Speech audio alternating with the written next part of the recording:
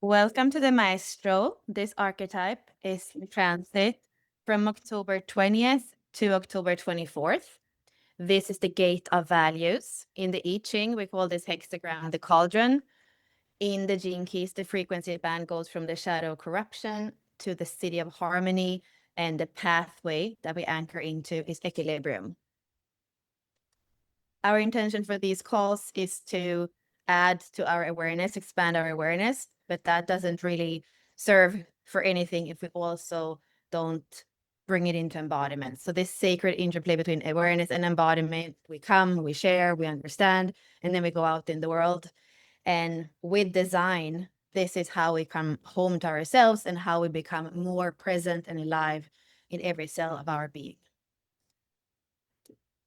Starting with a human design perspective on this hexagram gate archetype gene key, we see that it lives in the splenic center, and it has to do with awareness. This is the oldest awareness center of the three that we have in the body graph. So we have the splenic awareness, we have the ajna awareness, and we also have the emotional awareness. This is the oldest one and very similar as what we have on this side. When we look at the six, it's going to combine all the different streams that are in the emotional awareness, and they come out here in the six. So similar here, we have all the different awarenesses, and then they combine into the 50. And all of the gates that are in the awareness centers, this is quite important to remember, all of the gates are fear gates. So whether you have, for example, your sun in the splenic center, in the emotional center, or in the ajna, your sun is a fear gate. And then that is going to be part of your life. And it's even more important, I believe, to not give in to the conditioning of the mind, because the mind is always going to bring us to that fear or what can happen, what if. And it's even more important to bring it into the body if you have your sun in one of those awareness centers. All the other archetypes that we have in the spleen is the perceiver, the daredevil, the guardian, the great worker, the intuitive, and the librarian. And you're going to see that all of them are following each other in the wheel. They're either Libra or Scorpio. The splenic center in the low frequency is alarm. In the gift frequency or human pathway frequency, it's intuition. And in the highest frequency is presence. So that's also why breath is really connected to the spleen. When we feel alarmed, when we feel panicking, to breathe and come back to presence is the best way. This is also connected to the immune system, especially in the connection to the thymus and the ego center. And then we're looking at the whole channel. So 50 connecting to the harmonic gate in 27. This is the channel of preservation, a design of custodianship. If you have this channel, you're somebody who's either here to change or maintain the values of the people in the community around you. You radiate an aura of trust, and people seek you out for support. Be sure not to take on too much responsibility that you leave yourself out. Here we have this tribal energy that takes care of the children so that they can be nurtured and they can learn the values of the tribe.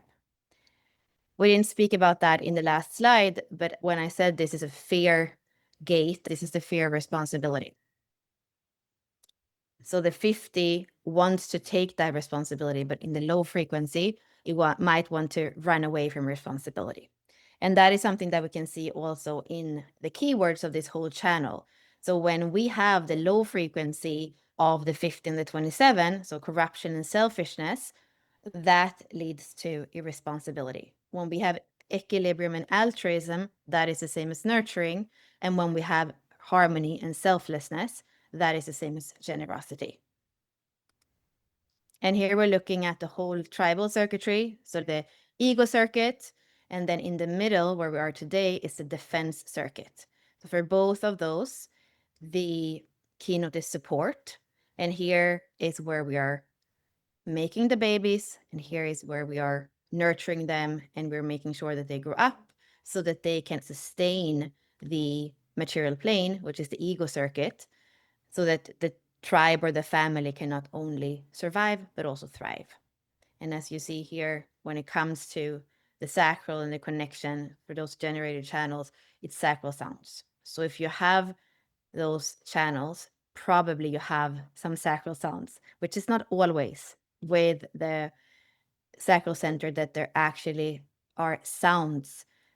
I have noticed that there are times where the body is showing through body language, but it's not making sound. Especially what I've noticed in the 34 is like that, which you would think is connecting to the throat and it should be a sound, but many times it's more of leaning towards, because the 34 is about movement. So we have a sacral response in all of those gates, but not always a sacral sound that we can hear. And now we're moving on in the way of looking at this gate, and we are in the astrology. So we can look at the wheel as 64 gates, or we can look at it, for example, as 12 zodiac signs. So this time in the 50, we are right here on the cusp between two different signs, which is Libra and Scorpio. And it's actually just in the very last degrees of the 50 that we are in Scorpio. This is also the midpoint on the wheel, because we have gate 3 between Aries and Taurus. That is the eternal child. And then now we are halfway through the wheel here in the 50, in this journey of deconditioning, coming in that eternal play, and then we descend and we learn and we are in trial and error until supposedly here in the 50 we're able to choose to let die what we don't need anymore, and to be able to live lighter in more of the true self, as opposed to keeping and holding all the conditioning of the not self, whether it's the not self in our own geometry or the not self around us. Looking a little bit closer at Libra. In Libra, we are in the air element. This is cardinal air. The first time in the wheel is mutable air. Some of the archetypes for Libra is the partner, the peace bringer, and the diplomat. Is service to others through the pursuit of partnership and peace. Libra is the balanced air. We breathe in and out, sharing with others through communication. And, you know, I am crazy about the frequency band. And this is from Integral Human Design. So the low frequency of Libra is imbalance. The gift frequency is collaboration, and the highest frequency is connection. And then let's look at Scorpio. Scorpio archetypes, the sorceress, the shaman, and the alchemist. Here we find service to self-growth through the authentic expression of the awakened heart. I actually like that a lot. First, when I read this, it made me think about Leo. So I actually had to go back into the Living Library to see if this is really what it says. And yeah, we have that square between Leo and Scorpio, and they are both about being fixed. Here we have fixed water. And at the end of the day, the way that Scorpio can really serve is if it's anchored in the heart, because otherwise it can go into some of the suspicion and some of the dark waters and dark places. But really, if it is in that authentic expression through the awakened heart, then the frequency is going to be high. Scorpio is the depths of the ocean, the waters of emotional authenticity, and the rebirth of magic. And here in the low frequency, we have deception. In the gift frequency, we have authenticity. And in the highest frequency, we have alchemy. And for those two signs, we have Venus that is ruling Libra.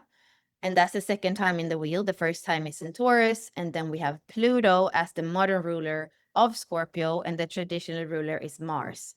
Mars is happy when he's there because he's less reactive. He's a little bit more strategic, and he works not so much in fire, but in that combination of fire and water when he is in Scorpio. And that's where he's right now. And he just met with Black Moon Lilith and with Mercury in gate 1 in the creative in Eros. So probably if you have a lot of Scorpio, you felt a bit of that intensity this last week. And we also today have a new moon right here on the cusp, which is a powerful place for the moon and the sun to be. So new moon is every time when we have the sun and the moon that are meeting together.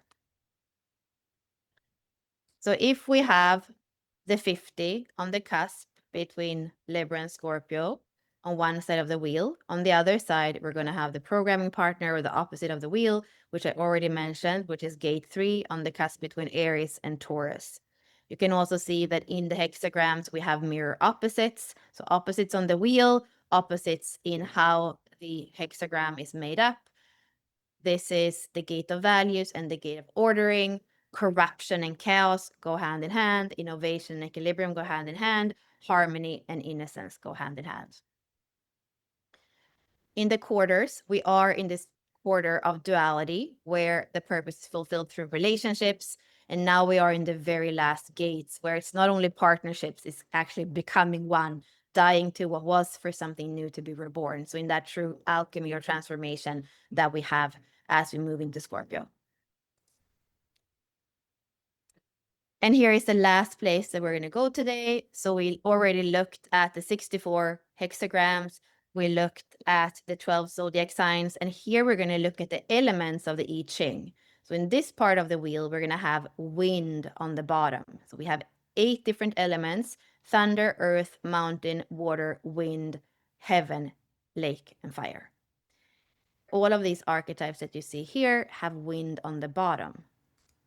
And in this specific case, we have clinging fire over gentle wind. We call this the cauldron in the I Ching.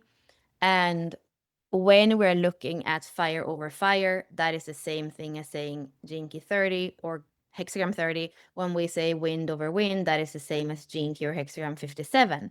So we could say that hexagram or Jinki 50 is made up of the energy of the 30 and the 57. So that means that the shadow of corruption is desiring unease. The gift of equilibrium is light intuition, and the city of harmony is rapturous clarity. And this hexagram can also be called passionate intention. And here we have the gene keys again. So we said that it goes from corruption to harmony through the pathway of equilibrium. We know that the fear here is responsibility. So in the repressive, it can't really do anything. It actually takes on all that responsibility and it becomes overloaded. And then in the reactive, it absolutely doesn't want to take on that responsibility, so it's irresponsible.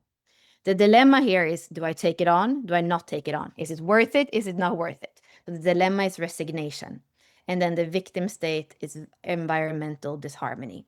And we can think about the splenic center. The splenic center, when it's undefined, you know that it's very important what you hold on to in terms of relationship more than anything, because you're going to have a kind of feel good when you are with people that have defined spleens. But it's not only the people, it's the environment in general. So I often say, if you have an undefined spleen, you want to check with yourself at least on a monthly basis, make a list with everything that is in your life, staying in your life, lingering in your life, has been in your life for a long time, and you want to really tune into, is this good for me physically, emotionally, mentally, spiritually, and on a soul plane? And this can be your house, this can be your husband or wife, it can be anything, it can be the work that you're doing, it can be anything that stays in your life. You want to do that evaluation. And if you have an undefined spleen, you need to let it go, because it's very difficult. You don't have consistent energy there, and it's difficult for you to know how bad it is for you. You know it's not good for you on one or all of these planes, but it's hard for you to know how detrimental. So that's what can lead to unease, disease for you. You need harmony around you if you have an undefined spleen. Especially if you have a defined spleen, you can go and just take on more and more, and one day you drop dead. Because that is how the defined spleen works. You can't see it, it kind of accumulates, it can take on a lot. But then at the end of the day, when the straw breaks the camel's back, there's sometimes not a way back, or you need like allopathic medicine, or you need surgery or something like that. This one is important. It has to do with our morality as well. We have the 18 that is before in the wheel with integrity. Here we have responsibility. All of those gates is about coming into matter, and how do we deal with that? Important when it comes to also being able to live more of the true self than the not self. That is that midpoint on the wheel. And then the last part, to just scramble our brains a little bit. So this is a color-coded system made by Sergio Arboleda. He's a Colombian astrologer. So he is looking at the hexagram elements in terms of colors, and they are corresponding to the astrological signs.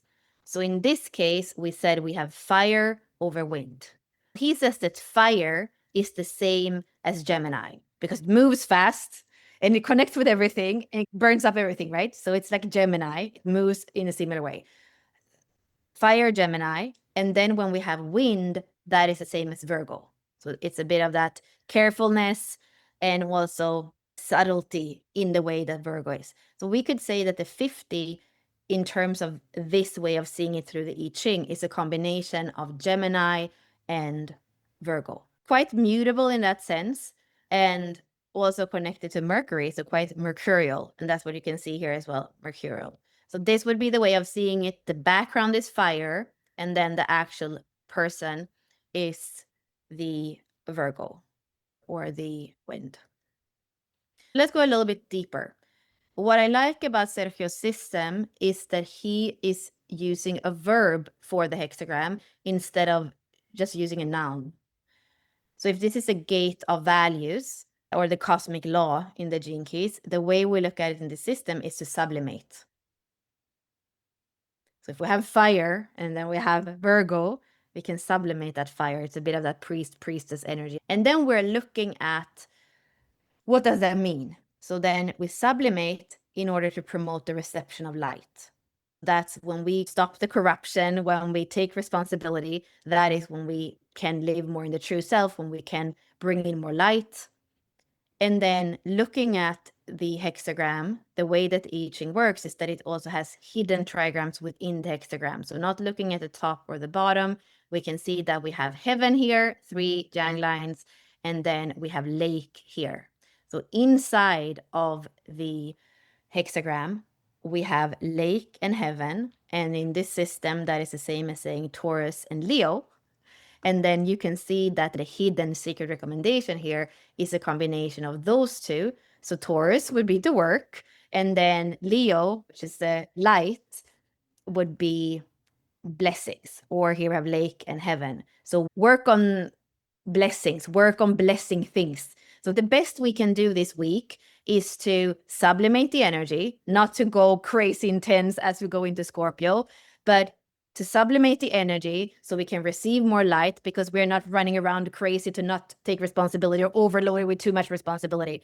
We're sublimating, we're coming in, knowing that we're here to be able to hold, to receive more light. And then instead of seeing everything that's wrong, which sometimes can be both a thing that Libra and the Scorpio does, we work on blessing everything. So we engage in blessing things. And that is also how we attune more with that light. So hopefully this gave you a little bit of a different perspective on how to look at this hexagram. I was speaking with a couple of beautiful beings about this presentation. And of course, it's 20 minutes and it's very loaded with information.